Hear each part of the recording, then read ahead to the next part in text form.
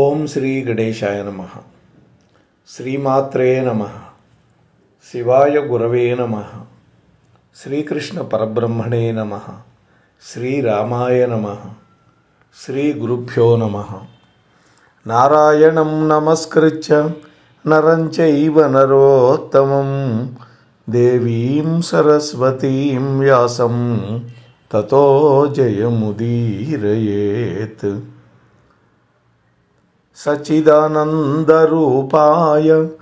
విశ్వోత్పత్యాదిహేతవే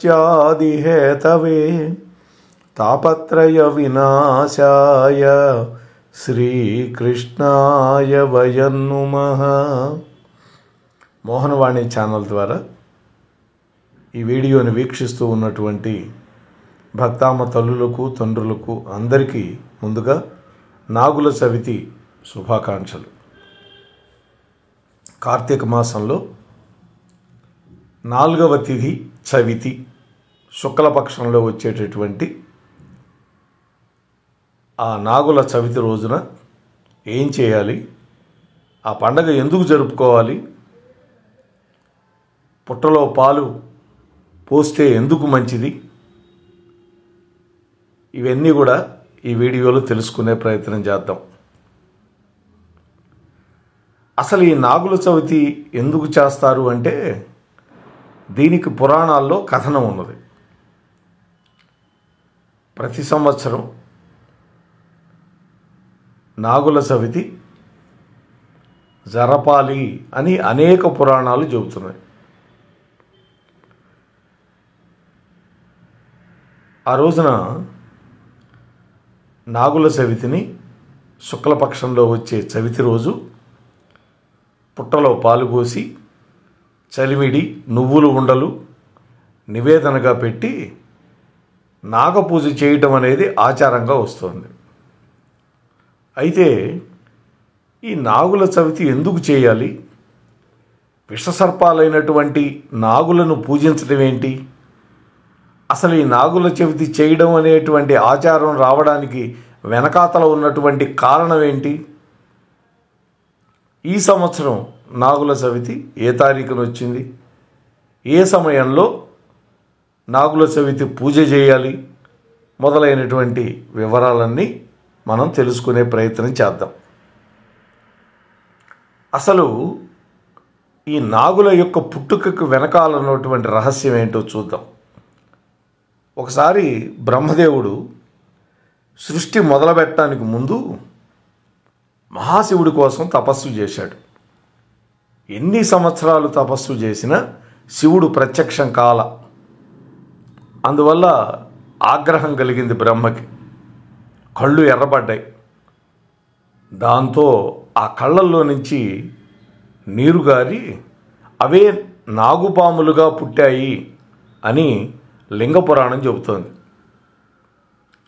ఇక శివుడి మెడలో ఉండేటటువంటి సర్పం చేసినటువంటి ఒకానొక తప్పు వల్ల శివుడి యొక్క ఆగ్రహానికి గురై శాపవశాత్తు భూమి మీద మానవ గర్భంలో నాగుపాముగా పుట్టింది అని మరో కథ కూడా బ్రహ్మపురాణంలో మనకి కనిపిస్తుంది. అందుకే నాగులను గనక పూజిస్తే గర్భదోషాలు తొలగిపోతాయి అని పెద్దలు చెప్తారు. అంతేకాదు నాగులు కుండలిని శక్తికి ప్రతీకగా చెప్తాం.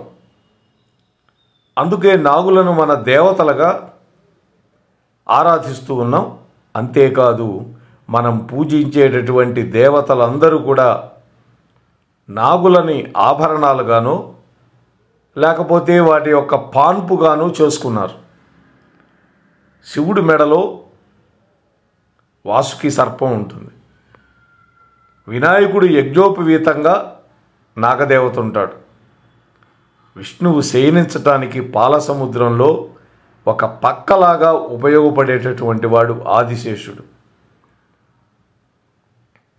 అనేక రకాలుగా సర్పం యొక్క గొప్పతనం మనకి హిందూ పురాణ గాథల్లో కనిపిస్తుంది. అంతేకాదు సాక్షాత్తు సుబ్రహ్మణ్యేశ్వర స్వామి సర్పరూపంగానే మనం ఆరాధిస్తాం ఆయన్ని. అంతేకాదు అమ్మవారి యొక్క కుండలిని శక్తి కూడా సర్పరూపంలోనే ఉంటుంది. అసలు ఈ నాగుల చవితికి వెనకాతలో ఉన్నటువంటి కథ ఏంటి అని ఆలోచిస్తే, నాగపూజ మన హిందూ ధర్మంలో అనాదిగా వస్తున్నటువంటి ఒక గొప్ప ఆచారం, మన హైందవ సంస్కృతిలో భాగం కూడా. దీనికి కారణం ఏంటంటే, ప్రకృతికి, ఈ భూమండలం మీద మనతో పాటు నివసించేటటువంటి ప్రతి జీవికి, ప్రతి ప్రాణికి గౌరవం ఇవ్వాలని మన యొక్క సనాతన ధర్మం మనకు బోధించడమే కారణం. పురాణాల్లో సర్పాలకు ఉన్నటువంటి వైశిష్యంతో పాటు నిత్య జీవితంలో కూడా రైతులకి పాములతో అవినాభావ సంబంధం ఉంది. పంటలు పాడు చేసే ఎలకల్ని ఈ పాములు భక్షిస్తాయి. దానివల్ల రైతులకు ఎంతో మేలు జరుగుతుంది. ఈ విధంగా రైతులకి ఉపకారం చేసేటటువంటి పాములని గౌరవించడంతో పాటు వాటి వల్ల ఎటువంటి హాని జరగకూడదని ప్రార్థన చేస్తూ ఈ నాగుల చవితి పండగ చేయటం అనేది ఒక ఆనవాయితీగా వచ్చింది అని మన పెద్దవాళ్ళు చెబుతారు. మరి ఈ సంవత్సరం ఎప్పుడు వచ్చింది నాగుల చవితి అంటే, ఈ 2025వ సంవత్సరం అక్టోబర్ నెల 25వ తారీఖు వచ్చింది. ఆ రోజు చవితి తిథి ప్రకారం తెల్లవారుజామున 1:19 నుండి చవితి ప్రారంభమైనప్పటికీ పూజా ముహూర్తం మాత్రం ఉదయం 8:59 నుంచి 10:25 వరకు ఉన్నది. అంటే సుమారుగా 1:26 సేపు ఈ పవిత్రమైనటువంటి సమయం ఉంది. ఈ సమయంలో పుట్టలో పాలు పోసి నాగరాజుకి చలివిడి, పెసరపప్పు, పానకం, నువ్వులతో చేసినటువంటి చిమ్మిలి ఉండలు నివేదనగా పెట్టాలి. ఈ విధంగా చేసినట్లయితే అద్భుతమైనటువంటి శుభ ఫలితాలు కలుగుతాయి. కొంతమంది కోడిగుడ్లు కూడా పెడుతూ ఉంటారు. అయితే పంచాంగం ప్రకారం చవితి తిథి అక్టోబర్ 26వ తారీఖు తెల్లవారుజామున 3:48 దాకే ఉండదు. అందుకని సూర్యోదయానికి లేదు కాబట్టి 25వ తారీఖే నాగుల చవితి పండగ మనం చేసుకోవాలి. ఇకపోతే ఎవరైతే నాగుల చవితిని నిష్టగా, భక్తిగా, శ్రద్ధతోటి చేస్తారో వాళ్ళకి అనేకమైనటువంటి శుభాలు కలుగుతాయి. ఏమిటా శుభాలు అంటే, మొట్టమొదటిది సంతానం లేనటువంటి వాళ్ళకి సంతాన భాగ్యం కలుగుతుంది. అంతేకాదు చెవికి సంబంధించినటువంటి సమస్యలతో బాధపడే వాళ్ళకి చెవిలో చీమిగారటం ఇటువంటివి.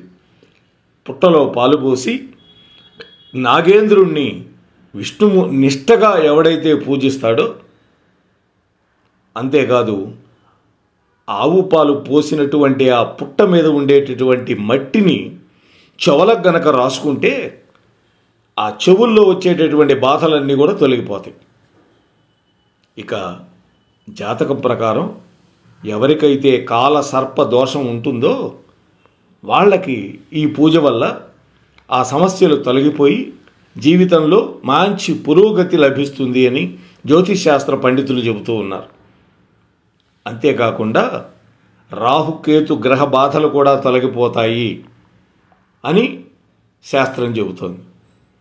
కాబట్టి ఇన్ని ప్రత్యేకతలు ఉన్నటువంటి నాగుల చవితి పర్వదినం మాకైతే, మేము జాండ్రపేటలో ఉంటాం, మా ఇంటి దగ్గర నుంచి ఒక 2 కిలోమీటర్లు వెళితే అక్కడ పుట్టలు ఉంటాయి. అక్కడ పుట్ట మట్టి కూడా ఉంటుంది. ఎప్పుడైనా మన ఇంట్లో శుభకార్యాలకు పుట్టమట్టి కూడా అక్కడి నుంచే తెస్తాం. ఆ పుట్టమట్టి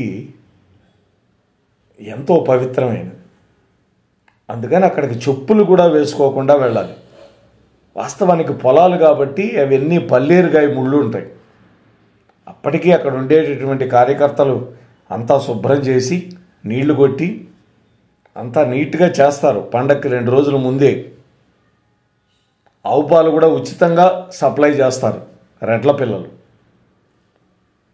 అటువంటి నాగుల చవితి పర్వదినం ఈ సంవత్సరం మనకి 25వ తేదీ వస్తుంది.